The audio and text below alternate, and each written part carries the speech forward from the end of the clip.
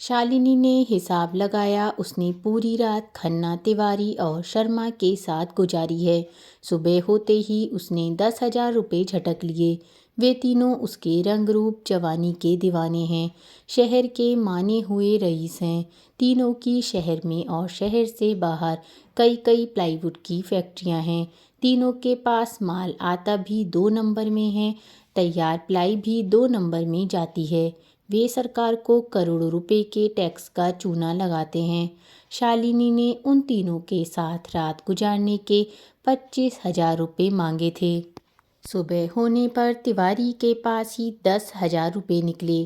खन्ना और शर्मा खाली जेबों में हाथ घुमाते हुए नजर आए। कमबख्त तीनों रात को 5,000 रुपये की महंगी शराब पी गए थे। उसने जब अपने बाकी के 15,000 रुपये के लिए हंगामा किया तो खन्ना ने वादा किया कि वह दोपहर को आकर उसके दफ्तर से पैसे ले जाए। सुबह के 10 बजने को थे। शालिनी ने पहले तो सस्ते से होटल पर ही पेट भर कर नाश्ता किया। कमरे पर जाना उसने मुनासिब नहीं समझा। सोचा कि अगर कमरे पर गई तो चारपाई पर लेटते ही नींद आ जाएगी। फिर तो बस्ती के कमरे से इंडस्ट्रियल एरिया आने का मन नहीं करेगा। पूरे 7 किलोमीटर दूर है। अभी खन्ना के दफ्तर से 15,000 भी वसूल करने थे। गर्मी बहुत हो रही थी। शालिनी ने सोचा कि रेस्टोरेंट में जाकर आइसक्रीम खाई जाए। एसी की ठंडक में घंटा भर गुजारा जाए। इतने में दोपहर हो जाएगी। फिर वह अपने रुपए लेकर ही कमरे पर जाकर आराम करेगी। रेस्टोरेंट में अगर कोई जहाने वाला मिल गया तो खाना भी मुफ्त में हो जाएगा। अगली रात भी 5-10 हज़ार रुपये में बुक हो जाएगी। वैसे तो उसने अपना मोबाइल नंबर 5-6 दलालों को दे रखा था। शालिनी आइसक्रीम खाकर पूरे 2 घंटे बाद रेस्टोरेंट से निकली। अगली 2 रातों के लिए एडवांस पैसा भी मिल गया था, पूरे 5,000 रुपये। मोबाइल में समय देखा तो दोपहर के 1 बजने को था। शालिनी रिक्शा पकड़कर खन्ना के दफ्तर पहुंचना चाहती थी। शहर के चौराहे पर रिक्शे के इंतज़ार में थी कि तभी थानेदार जालिम सिंह ने उसके सामने गाड़ी रोक दी। थानेदार जालिम सिंह को देख शालिनी ने निगाहें घुमा लीं, मानो उसने पुलिस की गाड़ी को देखा ही ना हो।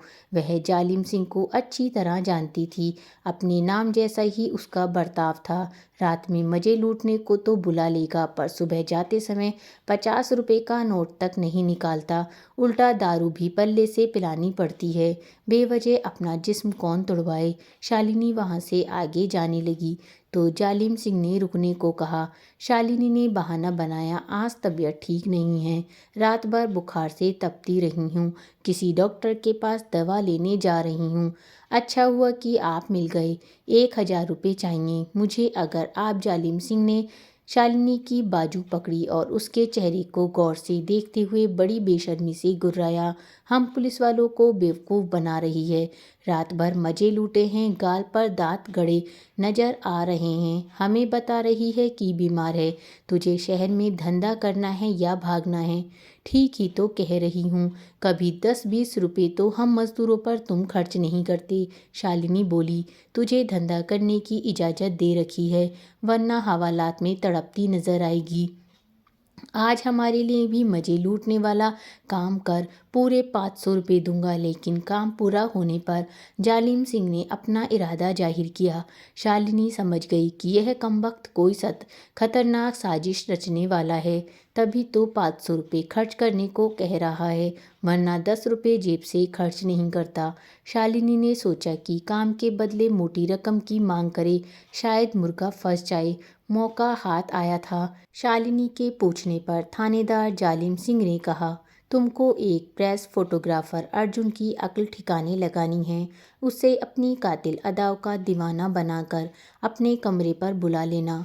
नशा वगैरह पिलाकर तुम वीडियो फिल्म बनाकर उसकी प्रेस पत्रकारिता पर फुल स्टॉप लगाना है। अर्जुन ने ऐसा क्या कर दिया जो आप इतना भाव खा रहे हैं? शालिनी ने शरारत भरी अदा से जालिम सिंह की आंखों में झांकते हुए पूछा।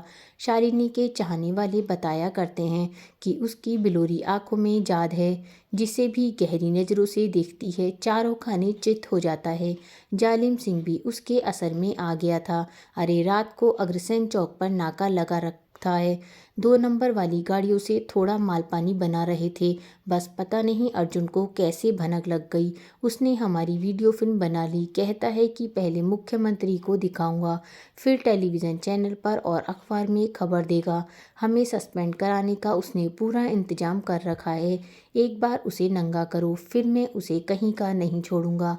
पहले तो तुम मुझे अपनी गाड़ी में बैठाकर खन्ना के दफ्तर ले चलो, कुछ हिसाब करना है। उसके बाद तुम्हारे काम को करूंगी। अभी मेरा दिमाग काम नहीं कर रहा। शालिनी ने मोबाइल फ़ोन पर समय देखते हुए अपनी बात कही।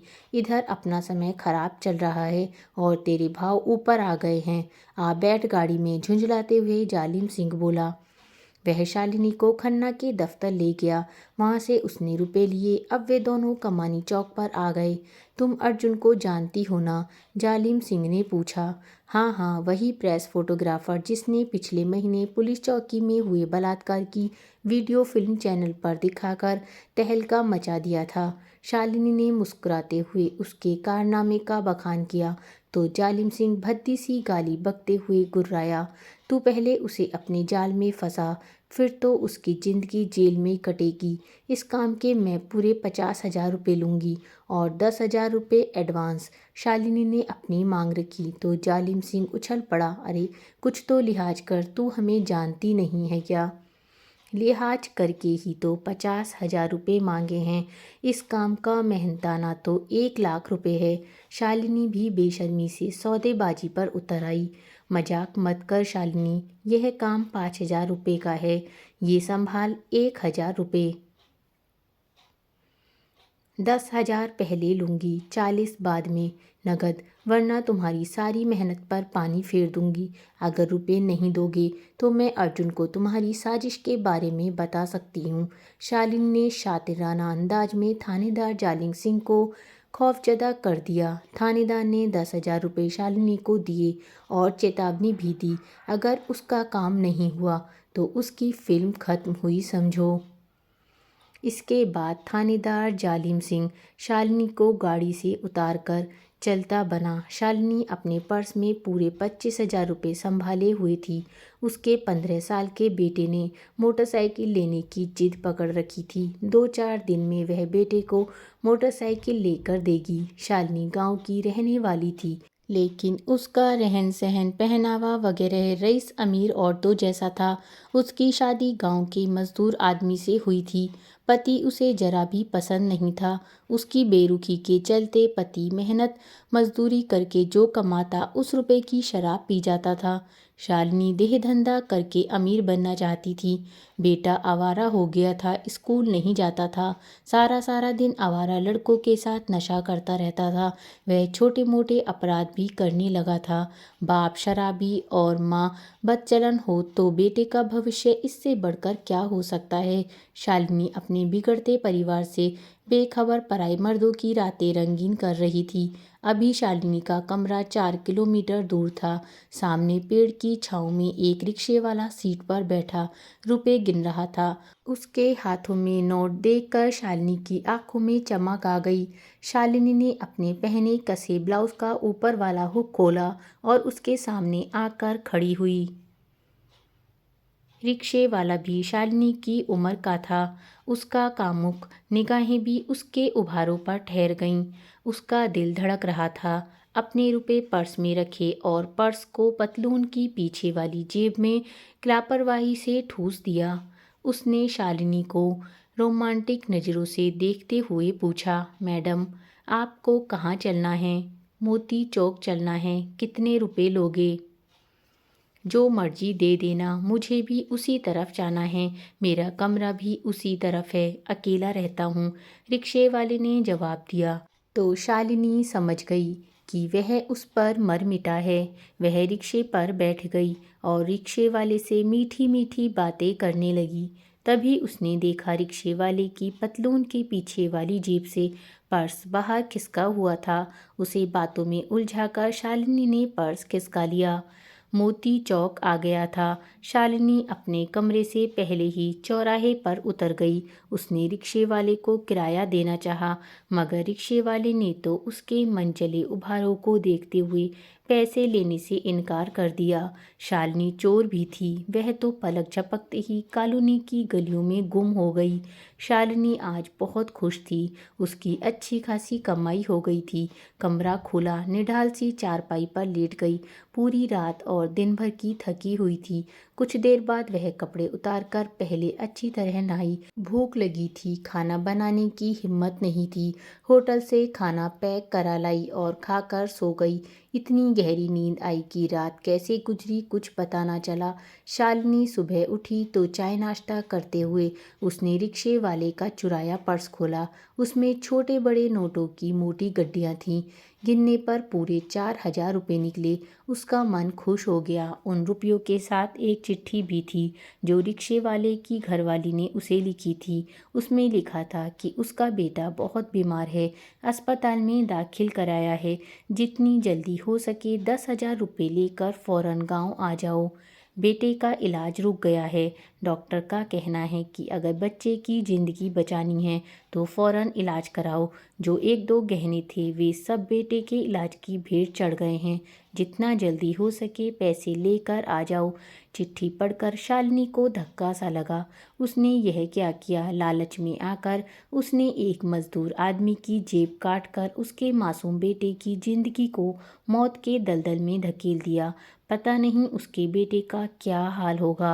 वह अपने बेटे को मोटरसाइकिल लेकर देने के लिए उल्टे सीधे तरीके से पैसा इकट्ठा कर रही है। यह पाप की कमाई न जाने कैसा असर दिखाएगी। शालिनी ने रिक्शे वाले को तलाश कर उसके रुपए वापस देने का मन बना लिया। वह यहाँ तक सोच रही थी कि उस गरीब को 10,000 रुपये देगी ताकि उसके बेटे का इलाज हो सके। शालिनी सारा दिन पागलों की तरह रिक्शे वाले को ढूंढती रही, मगर वह नहीं मिला। जैसे ही वह रिक्शे वाला शहर से गायब हो गया था, थानेदार जालिम सिंह का कितनी बार फ़ोन आ चुका था। वह बार बार धमकी दे रहा था कि उसका काम कर, नहीं तो उसे टपका दिया जाएगा। मगर शालिनी ने थानेदार जालिम सिंह की धमकी को ठोकर पर रखा। वह जानती थी कि जालिम सिंह उसका कुछ नहीं बिगाड़ सकता, उल्टा प्रेस फोटोग्राफर को बलात्कार के अपराध में फंसाने की सुपारी देने का मामला बनवा देगी। 2 दिन से शालिनी ने अपना धंधा पानी बंद कर रखा था। उसके कितने चाहने वालों के फ़ोन आ चुके थे। उसने सबको नामे जवाब दे दिया था। उसने तीसरे दिन भी रिक्शे वाले को तलाश करने की मुहिम जारी रखी। उस दिन उसने अखबार में खबर पढ़ी कि थानेदार जालिम सिंह को 2 नंबर का सामान लाने वाली गाड़ियों से वसूली करने के आरोप में सस्पेंड कर दिया गया। अखबार में पत्रकार अर्जुन की खोजी पत्रकारिता की तारीफ हो रही थी। अभी शालिनी अखबार में छपी यह खबर पढ़ ही रही थी कि तभी उसकी नज़र सड़क पर आते हुए उसी रिक्शे वाले पर पड़ी। वह लपक कर आगे बढ़ी और उसका रिक्शा रुकवा कर बोली, अरे रिक्शे वाले, मुझे माफ़ करना, मैंने 3 दिन पहले तेरा पर्स चुराया था। उसमें तेरे 4,000 रुपये थे। अपनी गलती मानते हुए मैं तुम्हें 10,000 रुपये वापस दे रही हूँ। फ़ौरन जाओ और अपने बेटे का इलाज कराओ। रिक्शा वाला खामोशी से उसकी तरफ देखता रहा। जवान से कुछ नहीं बोला। शायद उसकी आंखों से बहते आंसू ने समूची कहानी बता दी थी, मगर शालिनी अभी तक सच्चाई समझ न पाई। पर वह उसकी खामोशी से सहम गई थी। देखो भैया, पुलिस में शिकायत मत करना। तुम्हारे रुपए मैं ज़्यादा करके दे रही हूँ। अपने बेटे का किसी बड़े अस्पताल में इलाज कराना। शालिनी ने 10,000 रुपये उसके सामने कर दिए। अब रुपए लेकर क्या करूँगा मैडम? मेरा बेटा तो इलाज की कमी में मर गया। उसके गम में पत्नी भी चल बसी। अब तुम इतनी मेहरबानी करो कि किसी गरीब की जेब मत काटना, वरना किसी का मासूम बेटा फिर मरेगा। भर्राई आवाज़ में रिक्शे वाले ने कहा और रुपए लिए बिना ही आगे बढ़ गया। अब शालिनी को अपनी बुरी आदतों पर भारी पछतावा हो रहा था।